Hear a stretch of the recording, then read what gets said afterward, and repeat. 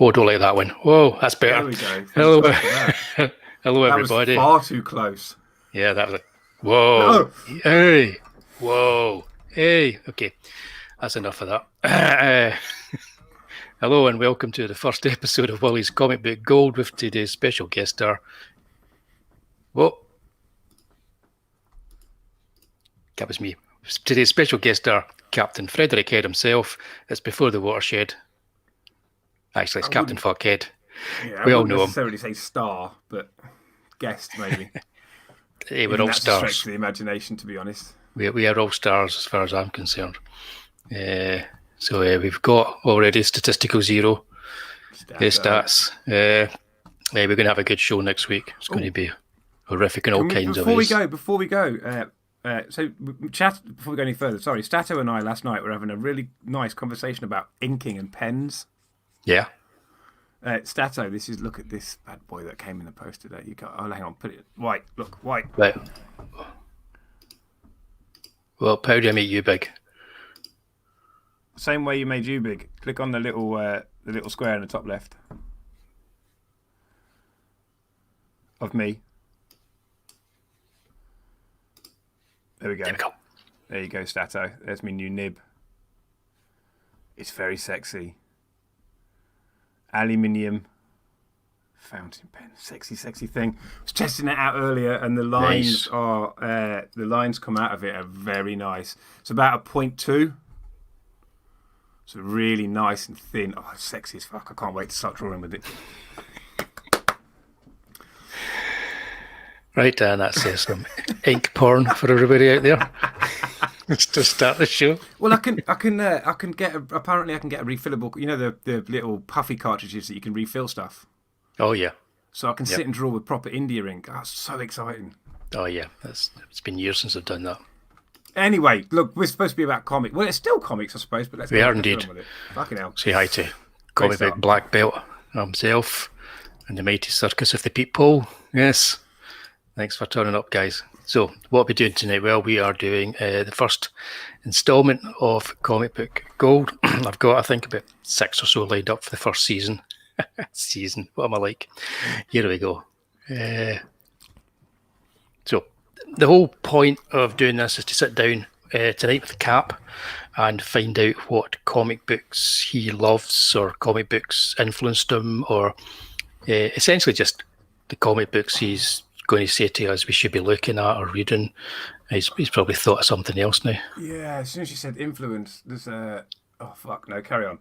But we can talk about other ones, but I kind of hone it down to about 5 or 6 to talk about. And so we're going to start off with I think I got these in the right order. Yeah, this chap here. Yep, yeah. Here we go. That's a badass book. Right, okay, so I remember buying this in a prestige format, which just meant that it cost more, and I had a soft cover, that was that was a bit more kind of durable than a normal comic, and the paper was a wee bit shinier. It was not quite like the images up here, because the first print edition of this had colours by John Higgins, I believe it was, and I'm going to get to that in a wee bit. But when was the first time you became aware of The Killing Joke? Well, oh, man, that's an easy question to answer. About 18 months ago, if you want the short one. But yeah, so everyone watching already knows I'm an old man late into comics anyway. Like they're literally over the last 2 years I've been getting into comics, and it was through Star Wars basically. I started reading some Star Wars comics, and amazingly none of them have made the list this evening. And then I found Ethan through Star Wars YouTube, that kind of weird avenue. EVS, Ethan Van Shiver, for everyone who's not watching, the leader of the hateful hate group. And I was speaking at the time. I've been doing some drawings. I'd sort of got back into drawing because I'd found these Star Wars books and other stuff. And I was speaking to Lord Doomcock. I'm sure some of you out there know who Doomcock is, and the mischievous Harvey. And I asked him to recommend me some books, and this was the first one he recommended. And cheers, it's great.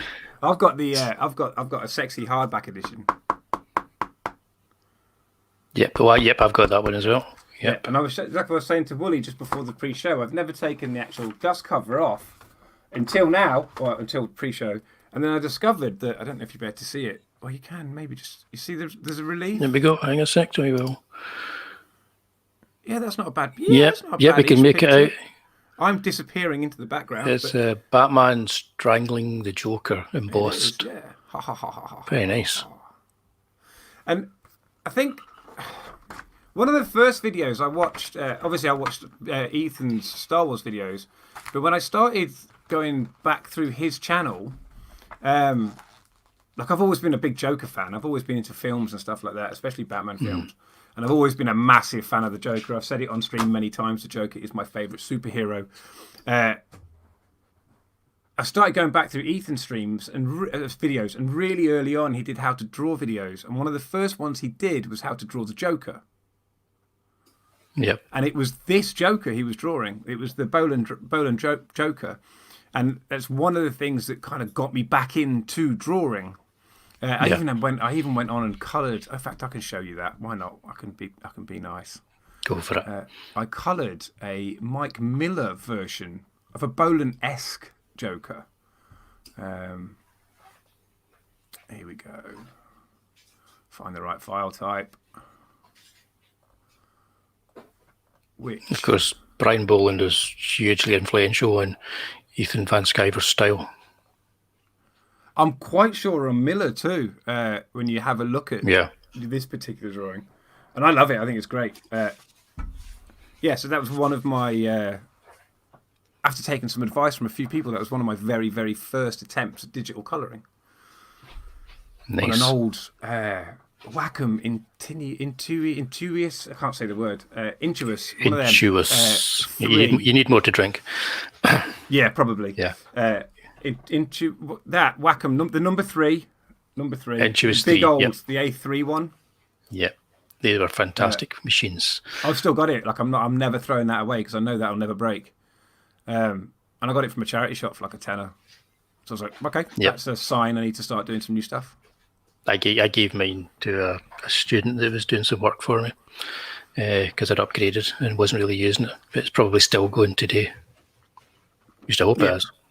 I'm not getting rid of mine for nothing because I know that even when I got mine, it was I found the date on the back of it and it was already 16 years old, and nothing wrong with it whatsoever. Like it was no, they work so much better than a lot of the more recent Wacoms do. Mm-hmm. Definitely. So we have this is actually, I mean, nowadays this is a very controversial story. To be honest, it was kind of a controversial when it was first released. You had not read any Batman comics since maybe you were a kid, I'm guessing. This was my first Batman comic. Entirely first book. Yeah. Right. So in many ways, it's your introduction to reading Batman and comics is somebody coming out from the UK and deconstructing the Joker and rebuilding him as something else. That would probably say... I guess so, but I think I'd seen that in films before anyway. Mm-hmm. Even when you look back at Jack Nicholson when he played the Joker, that to me felt like a... Now I know a bit more about what goes on with the Joker and everything. That to me felt like a bit of a deconstruction because you see him before and after. You don't just see that part of who he is. You see everything. Yep. And you see his demise, and you see that in the new film a bit as well. So it didn't. No, it wasn't. I didn't read it and go, "Oh my god, that's something I didn't know." Right. It felt. That's the weird thing about it. When I sat down and read it for the first time, it felt like I already knew what was going on. It felt like I had already read this book before. Mm-hmm. So that was really quite nice because it was one. Like I say, it's one of the first comic books I ever read. Definitely the first Batman book I ever read, but it felt like I was already part of what was happening in there. Right, that's interesting. Yeah, because I mean, my reading of this was I'd read Alan Moore's work on the British strips that he'd worked on Warrior magazine. So I was reading Viva Vendetta when it was serialized and Marvel Man when it was serialized, and I was coming to this and kind of knowing what he was doing, with his work that he'd been doing at DC. It's funny enough. It's not my favourite. I think Brian Boland's artwork's great. It's never been one of my favourites, but I appreciate it more than I like it. Don't know if you can understand that. I can understand that. Yeah. Yeah. But that's how I feel about Star Trek. Yeah. Don't make me cry. Oops, that's not it. There's a jump. There's a jump. Yeah, I pulled this up because talk about Star Trek and Star Wars and all this kind of stuff and remastering and not leaving things alone.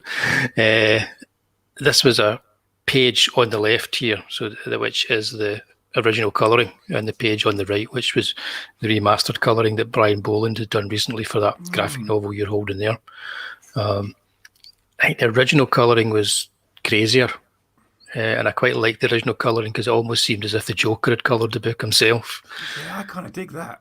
Yeah, so the whole book was a lot more kind of like reds and yellows and greens, and because it's a Joker telling the story, I think it fits it better. I think it's more sedate in the newer releases, and it doesn't fit it quite as well because it's not as crazy as a Joker. So it's interesting that. So you might want to even just have a look at a few pages for the old kind of like version of it, and you can still get copies of it. I'm going to try and track that down. It's on eBay. It's the panel that really stands out to me. There is actually the single Batman panel. Yeah. Like Everything is like there between those two panels is much more interesting than the difference in anywhere else. But of course, that's because it's got reds and yellows in it, so there's a lot of ambient light that's coming in. Or that's true. Like whatever you want to fucking call it, I don't know. Yeah. But yeah, that panel with Batman there, that looks far more. It looks more like a statement, whereas the other one, it looks like it's waiting for a bus.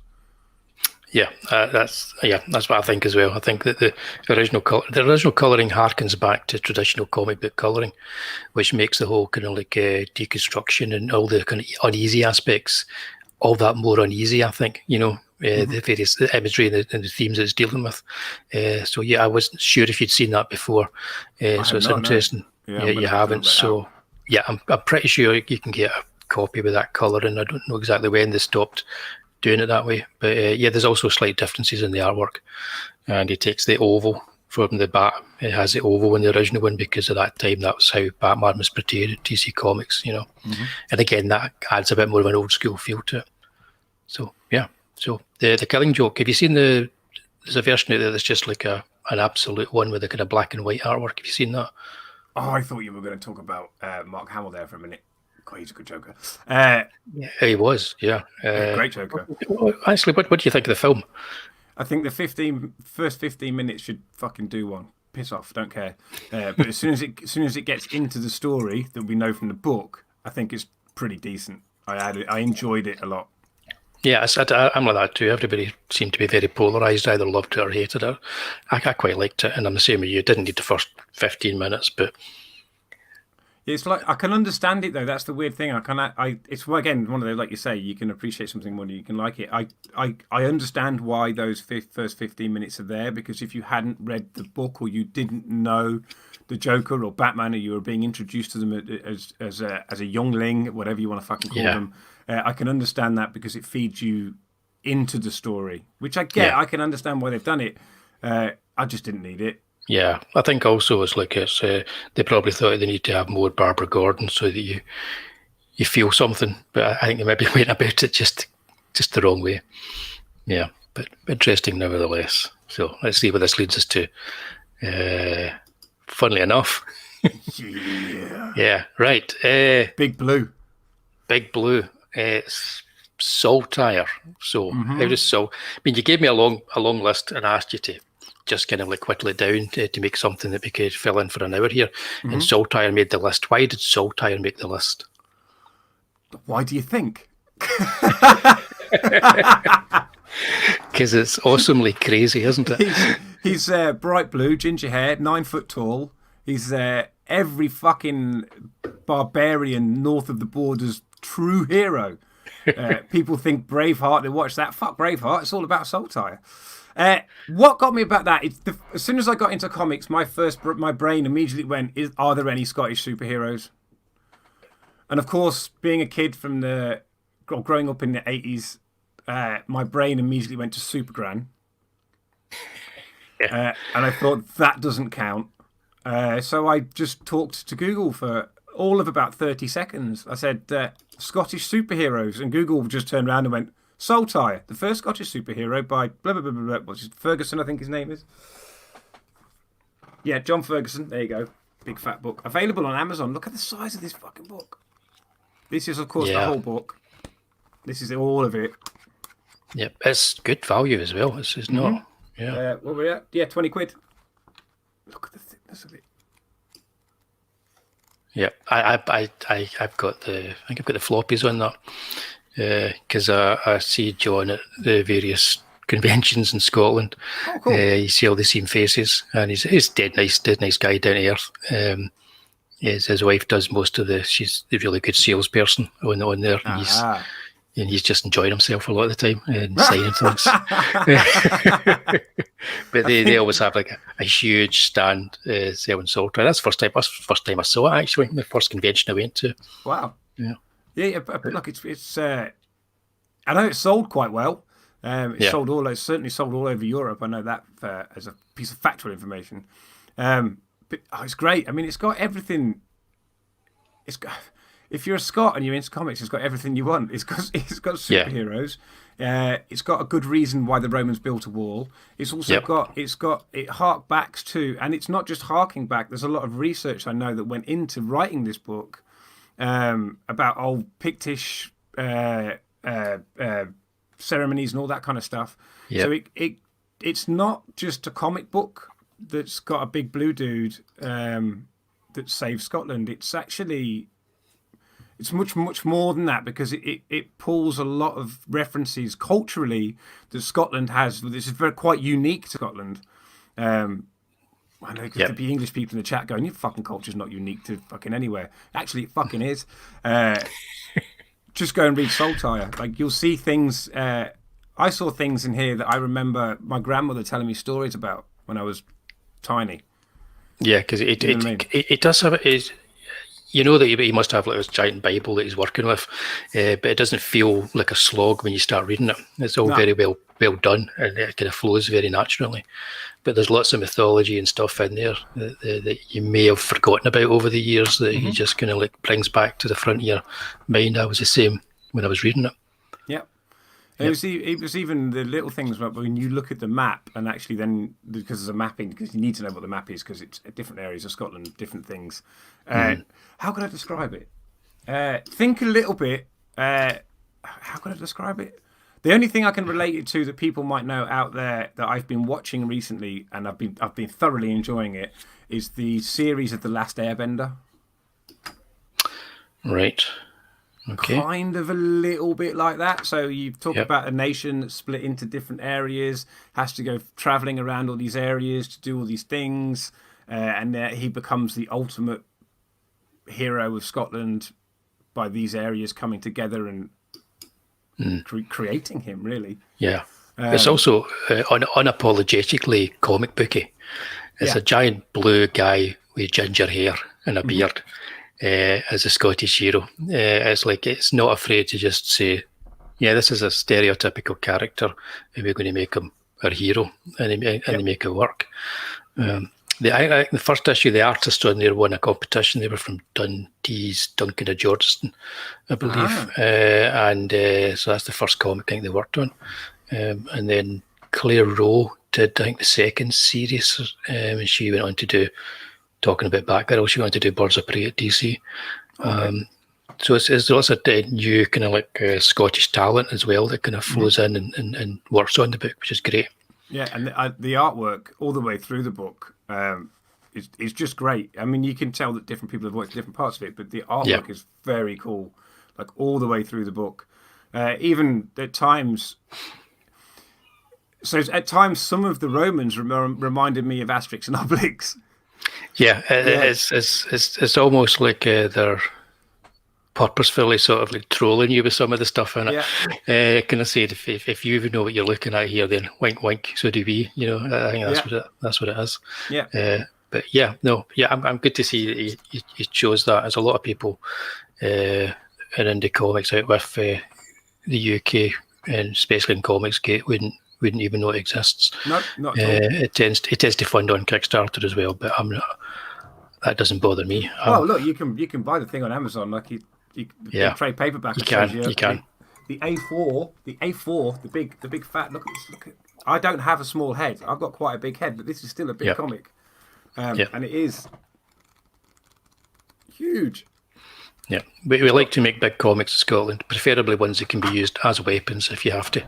This is true. That definitely can. Yeah.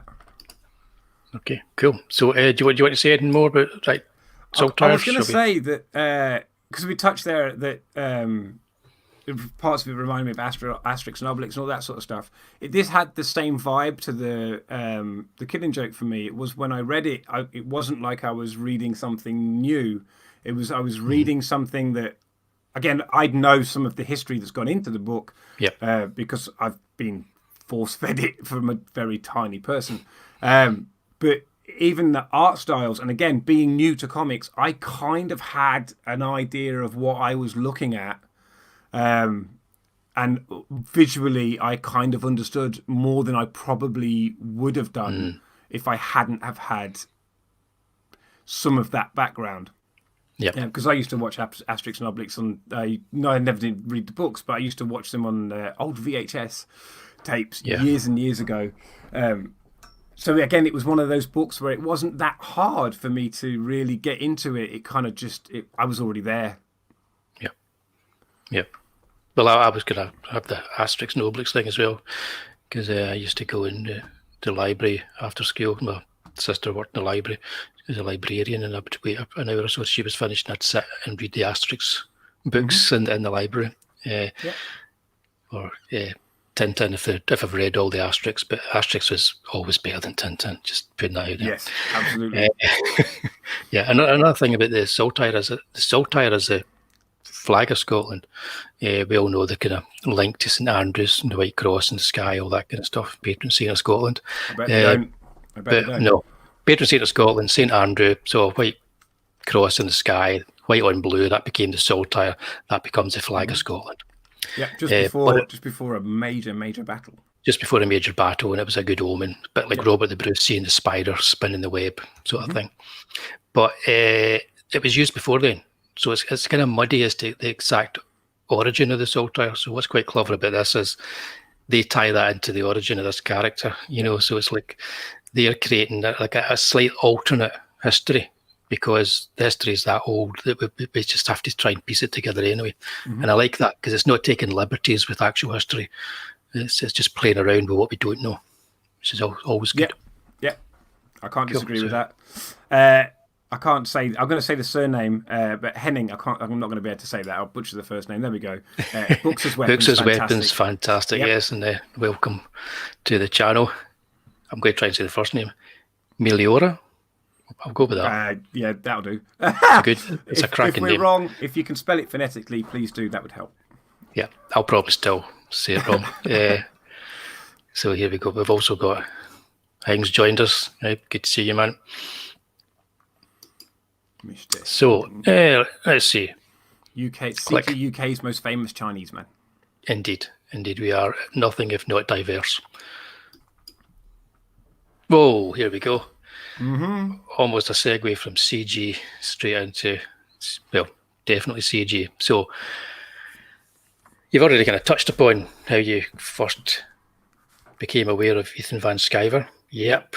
Yeah, I was looking for my copy, but I don't know where it is. It's here somewhere. And Cyberfrog. Yeah. Okay, I'll be honest. Cyberfrog is not the kind of comic I would normally buy, and I backed it purely based on the artwork. So what was it about Cyberfrog that attracted you? First off, it was Ethan, if I'm honest. I think a lot of people say exactly the same thing. If it wasn't for him, I wouldn't be reading comics now. Hail, comrade, YouTube girlfriend, boyfriend. And like he kept going on. He kept going on and on and on and on. And in the end, I just thought, you know what? If I don't, I'm going to probably regret it. But I'd watched, like I said, as soon as I figured out who Ethan was, and I was getting curious about comics and all that sort of stuff. I went right through to the beginning of his YouTube existence.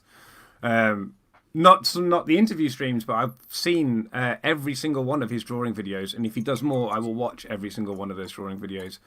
I kind of miss those drawing videos. I like those.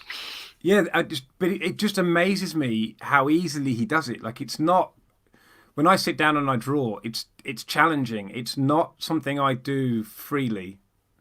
Does that make sense? Like it's hard work for me to do any drawing. Yeah. Yeah, I like rulers. I like measurements. I like planning. And I watch Ethan, especially when he drew the Joker. He just got a pen and a piece of paper and just drew him, and it was as good as Boland's Jokers. And that just blew me away. And I thought, if he does that just for a YouTube video, what's his artwork going to be like when he's actually trying? Yep. And I liked the story behind the original Cyberfrog with Harris Comics. I've got one of the Harris Comics books next door now, and I just thought, my brain went, if this failed before, but he still loves it that much, and he can draw so easily on a YouTube video, what's this book going to be like? Yep. Like, this must be like, I keep saying it on YouTube now, but it must give everybody an art boner, and it definitely fucking does. Like, I wasn't overly keen on the story, if I'm honest. I love Cyberfrog. I love Salamandroid.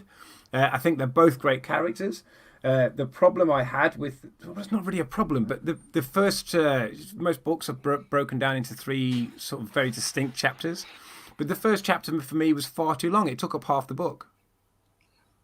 Then the next chapter was shorter, and the last chapter was about 4 pages. And I didn't like that structure at all.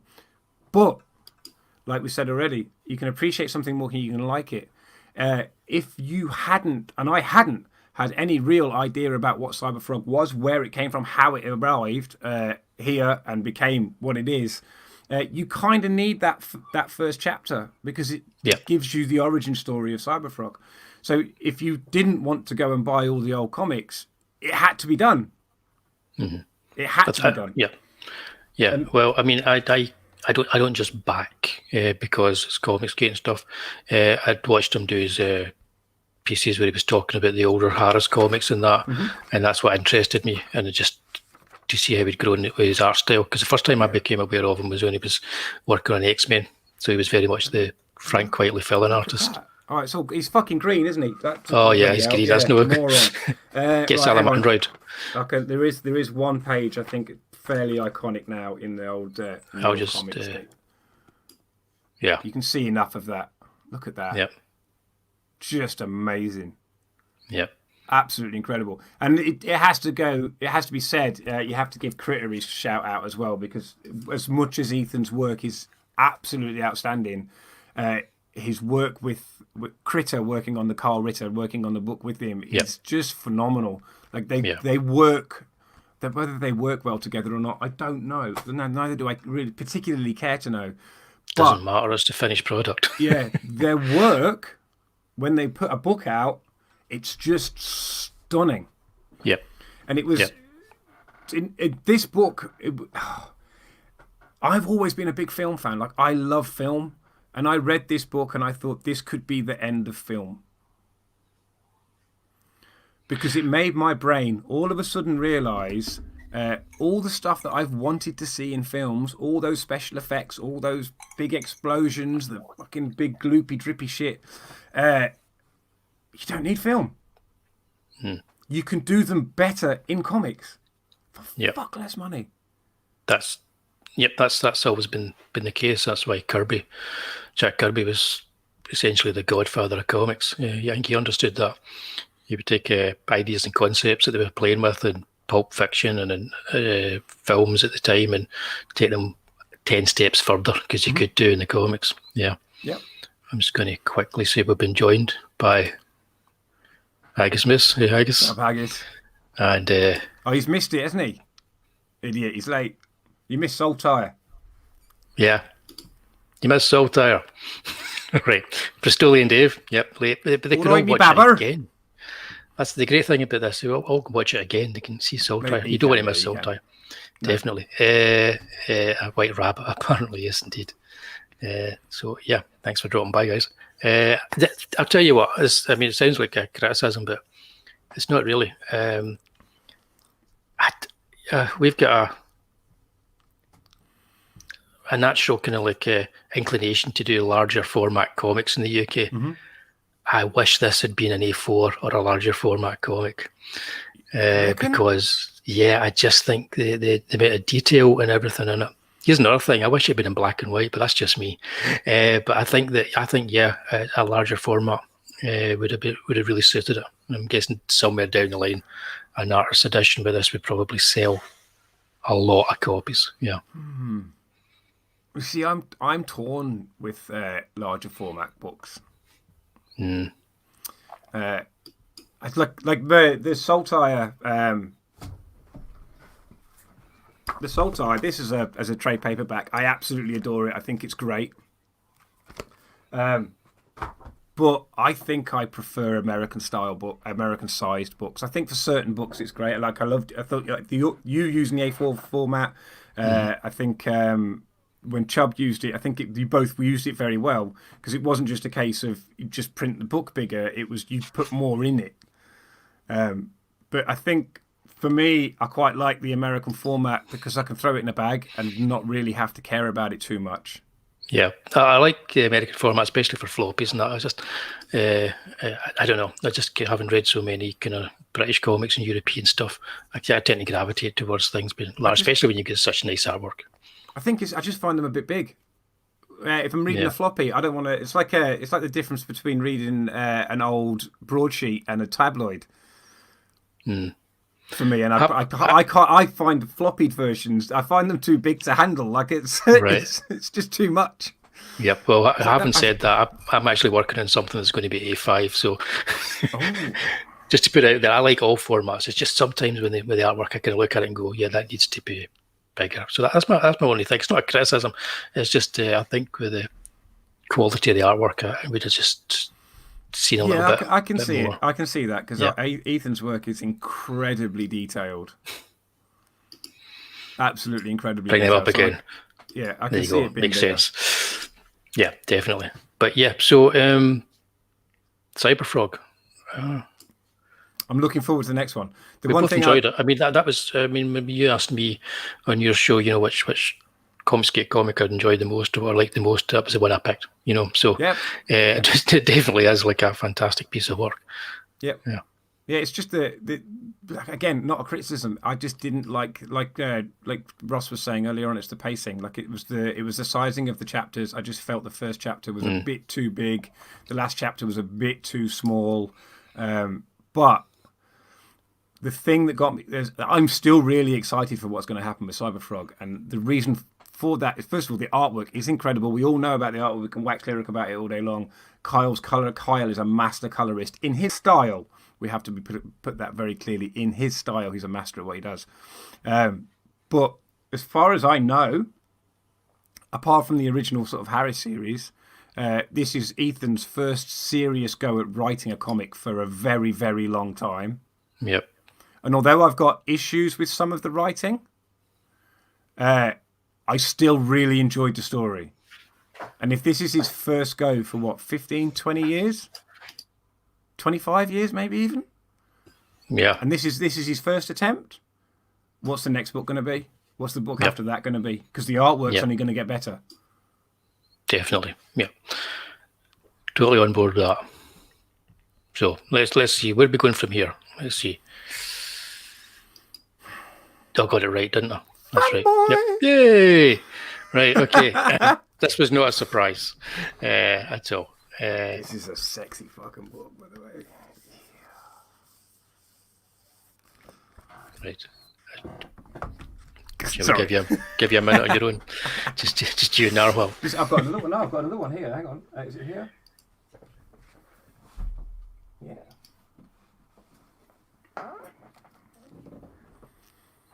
Right. This was just so you know, because if you want to be a Narwhal completionist, you need to have this book. It's available on Amazon. It's written by a US military medic who served 2 tiers in Afghanistan, and it's about his experience in doing so. And it was Narwhal's first time drawing a comic book. This was it. And he had to do it very, very quickly, which is why he ended up developing this kind of animation style. But of course, we all know he'd been to a college to study animation for a bit. Available on Amazon if you're looking for it. There you go. Cool. Machete Squad. What's that there? Do it easy. Yeah. That'd be the largest comic I think anybody in Comics Gear anywhere has ever produced.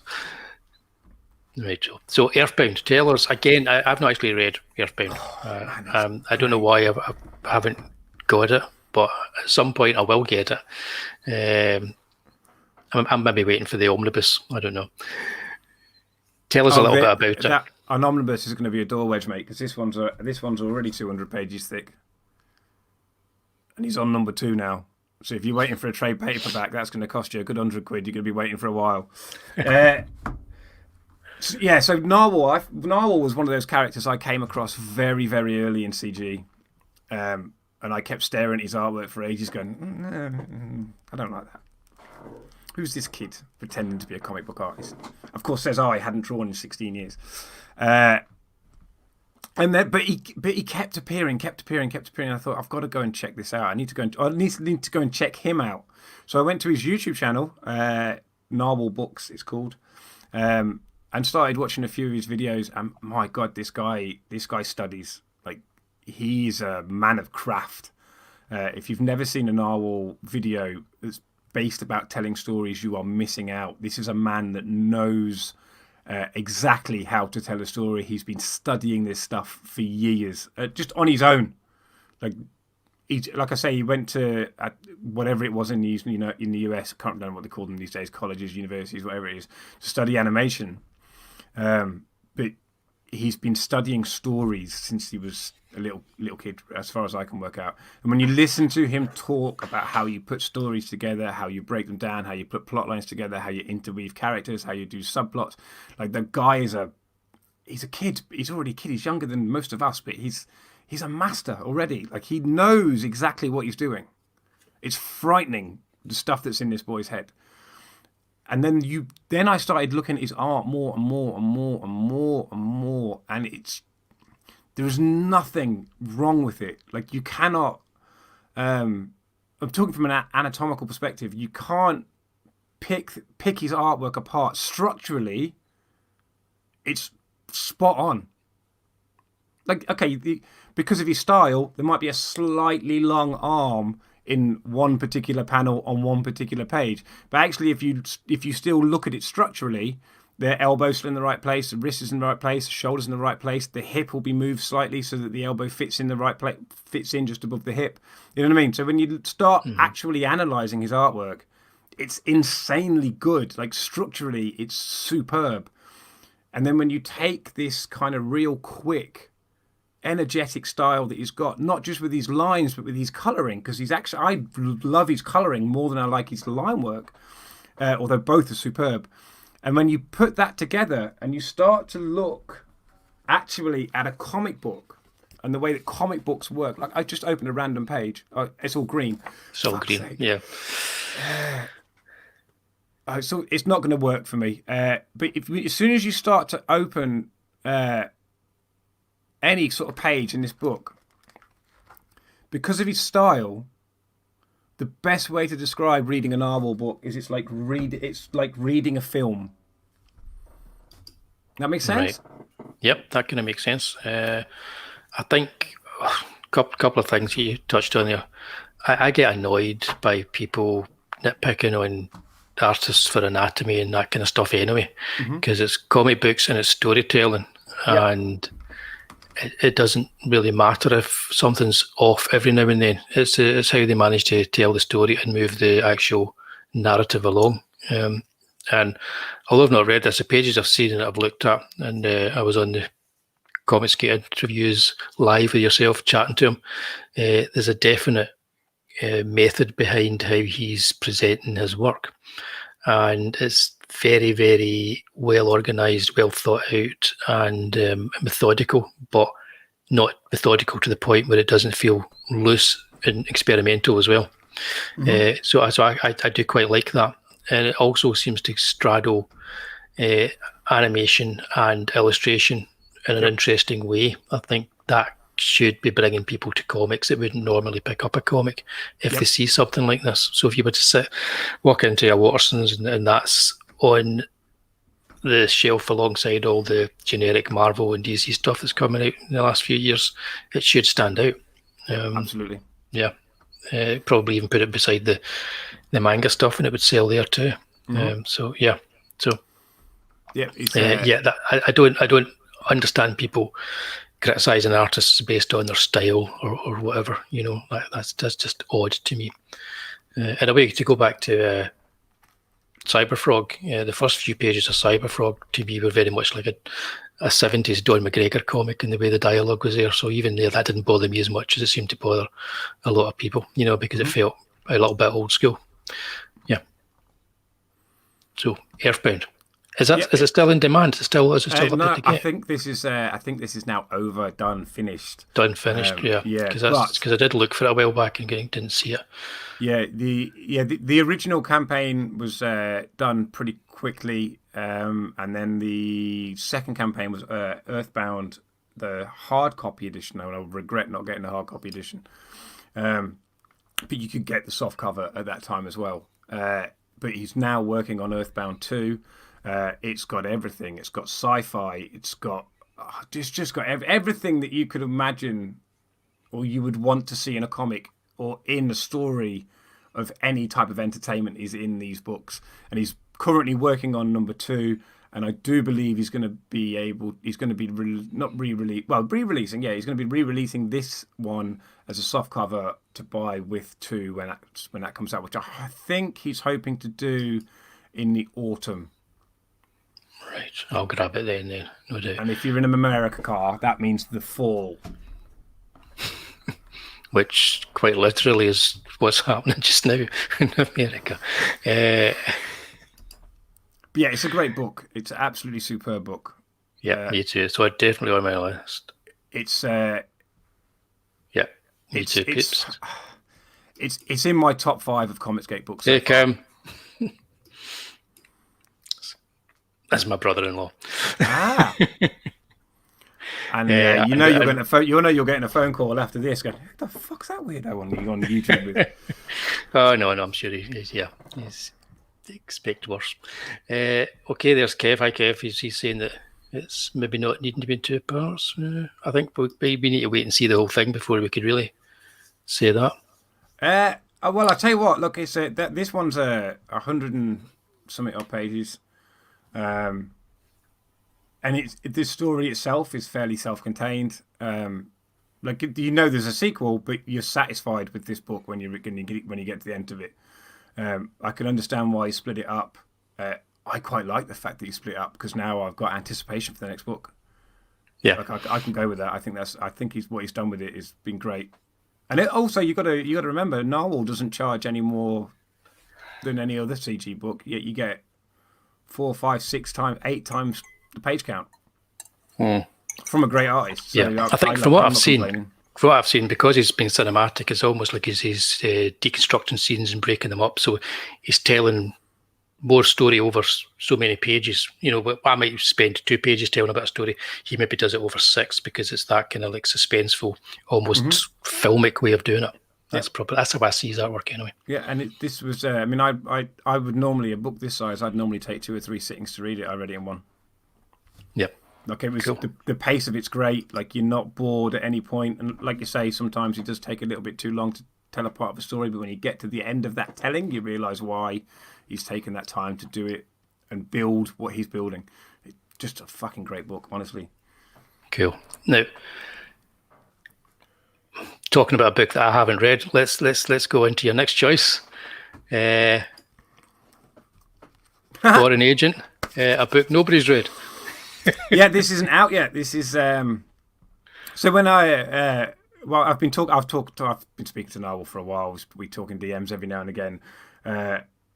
and I'd noticed that he was doing some digital send outs of Earthbound, so I DM'd him, and I said, "Hang on, wait a minute, like, can I have it? I've bought the book." And then he went and checked his records, and went, "Of course you've bought the book. You can have it. I'll send it you now." And then, so I actually read the digital version of Earthbound before I got the physical copy. And 5 minutes later, from no other conversation between us apart from me saying thanking him, 5 minutes later he dropped the digital version of Foreign Agent in my email box. And my God, if I thought Earthbound was good, wow. So Foreign Agent is it's definitively in Narwhal style, but what he's done with this book is he's brought some more of those animation skills to the table as well. So you can see in this bottom panel here where it says Crash, if you actually look carefully at that background, that's a 3D modelled house. So the whole book, do you remember the film Rope? Yes. Yeah, so it's like that. Like almost the entire book is set in one place. In fact, the entire book is set in either in a house or in with the lands of a house. And what he did was 3D model the house and then work around that to take snapshots and stills for all the stuff that he wanted and the way he wanted to work the book, and then use those stills to create the book and then put his stuff on top of that. So it's not like he's cheat. To me, that's not. I don't find that cheating. I think that's a great thing. I think it's a superb way because you've still got to put the effort in. It's not like he's not tracing or anything. It's not cheating. It's people who don't do artwork telling you how to do artwork or say things like that. It's not cheating. No, not at all. And it looks, when you see the book, like again, I've only seen this digitally, and again, it's 190 pages again, I think, and I read this book in about half an hour. I went straight through it. It's just superb. Like I learned the word meta art because of this book.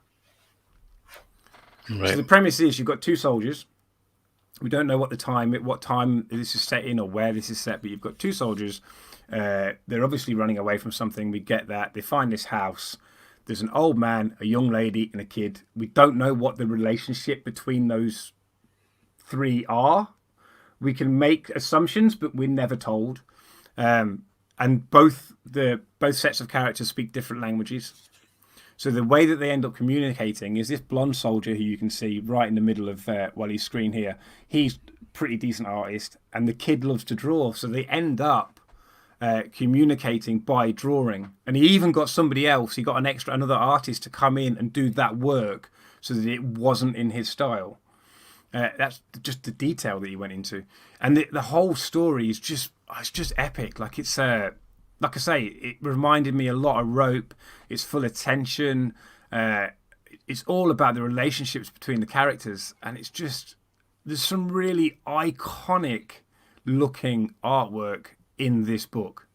Like there's a page where there's the little kid, and he's holding two pistols. Like limp-wristed kind of, I don't know what these are. I've seen that. That was one of the first pieces they put out on Twitter. Yeah, like that is one of the most, especially when you look at what happens in the States and all that sort of stuff, and their laws and gun laws and all that sort of stuff. Like that image just blew me away. There's another one of this darker-haired soldier here out hunting, and he's got a stag, and he's dragging a stag or carrying a stag. I can't remember dragging. And that, as an image, is just phenomenal, absolutely gorgeous to look at. And this book is the best comic book I've read so far. Period. I'm looking forward to it then. I thought it was great. Yep, looking forward to it. Yep. Still in demand as far as I know. It's a complete one shot. It's just one story, and like I said, it's like reading a film. So, just. Well, you've sold me on it. I'll need to put that to the top of my list. I could really easily see this as an action movie. Yeah, it does have a kind of a Tarantino-esque quality. Some of the images that I've seen. Yeah. Yeah, you could see this being made into a film really, really easy. And the beautiful thing about it is you don't know what languages these people are speaking. So this could be set, as far as we know, this could be. I mean, you look at some of the weaponry, but this could be set back end of the First World War, Second World War. This could also be set another 100 years in the future. We just don't know. Like Yep. that, all of that stuff that we would normally require to fundamentally understand what's happening in a story Yep. is not needed here. Like, and that to me, that's a master at work, a master storyteller at work, because all the stuff that we think we need to help understand this story, we just don't. It just simply comes down to the relationship between the characters, and that is, wow. Clap, clap, Narwhal. Clap, clap, Narwhal. So it's no bad, right? Okay. Yeah, it's no bad. Good stuff. We've been joined by Gino Subway, like and Gummy Mark's back, as per always. Good. He's woken up, you mean? Yep, he's woken up. It's morning where he lives, deepest, darkest Russia. Okay, so that's the ones that you sent me that we're going to talk about. We're not going to be hanging out too much longer because we've got another show to do in an hour's time. Cap's show, Comics Gate Interview Lives with who have we got tonight? Donald Delay. Donald Delay. Yep. Yeah. Fresh from Sesame Street. I want to give one more artist, Comics Gate artist, a little shout. Right. Because I think he's actually my favourite artist so far that I've seen. And that's the artist behind Nora's Saga. Yep, that's going to ask you what you're reading just now. So I've not read this yet. I've not read this yet. I have looked at it multiple times, and it is a beautifully drawn book. There's something about the way that Kelsey draws and colours his fucking green screen. There's something about the way that Kelsey draws and colours his own work that I just find very, very appealing. And I don't know what it is. He's not uber detailed. I can't put my finger on what it is, why I like it so much, but and there's a lot of green in this book, so I'm trying to find another page. Green. I mean, look. Yeah, it works okay. Like, it's not overly detailed. It's if you've ever watched Kelsey draw on his YouTube channel, he's not slow at drawing either. He's another one like Ethan. He can just knock it out.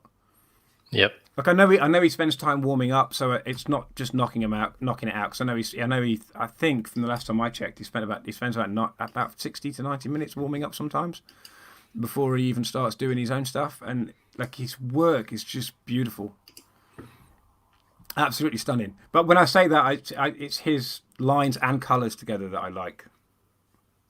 Yeah, no, he's got a definite old school quality about him as well.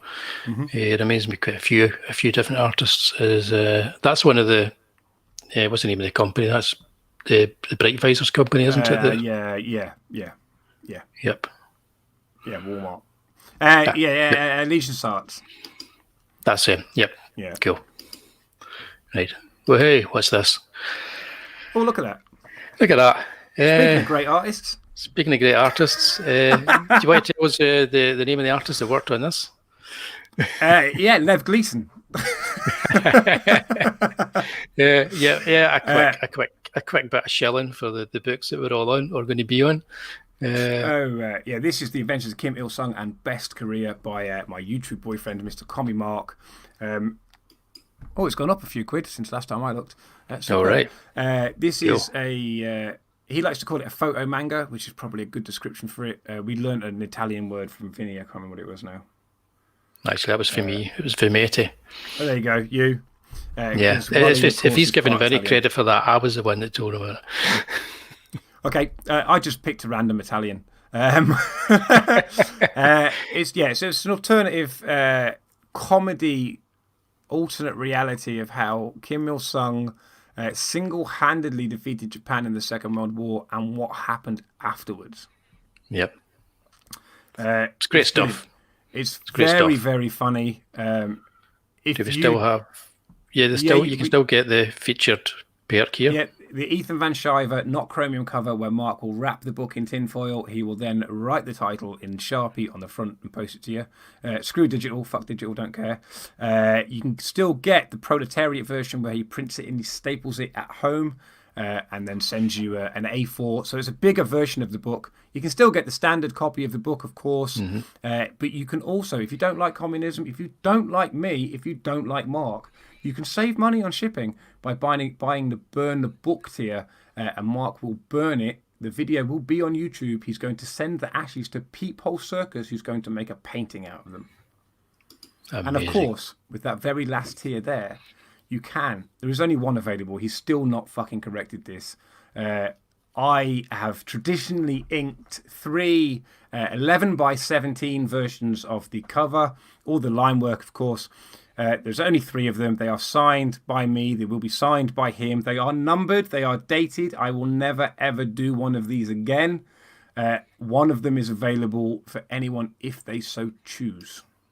Is it down? Is it down here? I don't think he's put a picture up. No. Okay, cool. I'm also going to, because you also worked on. I have still. I've been working on it today. Yeah. This is a big project, isn't it? Yeah, this is a 200-page manga from the mind of Liam Gray. Fascinating mind. When I say that, I'm talking about this book. Like the lore, the world building that goes into this book is just mind blowing, absolutely mind blowing. And then on top of that, you've got a young man who's 20 years old, whose ambition in life is to be the greatest mangaka on the planet, who is already an award-winning manga artist. The art in this book is insane, and the only person so far.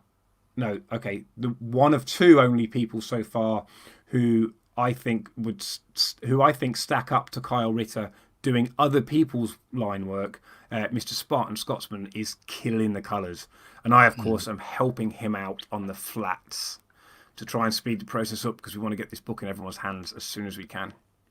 Yeah, it's very difficult to colour this kind of artwork and get it just right. Mate, it's difficult to flat. I did a panel where the main character was thrown into a glass window, and this was only not even a quarter of a page, and I counted 174 individual pieces of fractured glass. Yeah. So flatting this book isn't easy, let alone colouring it.